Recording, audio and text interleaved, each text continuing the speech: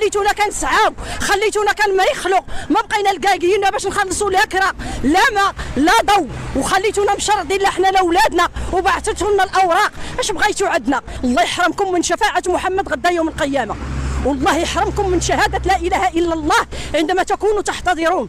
فين غيمشي هذا المواطن؟ فين غادي يعطي الراس؟ بالله عليكم ما بقاش عندنا الحق نديروا حتى عشه في الخلق. فين غنمشيو؟ راه حنا كرفستونا وعذبتونا لا حنا ولا ولادنا. من بعد ما تم التشريد ديالنا حنا ما نكذبش عليك والله القسم لا ولا دايزه فينا تاعت الله، يعني كنعيشوا ضغوطات نفسيه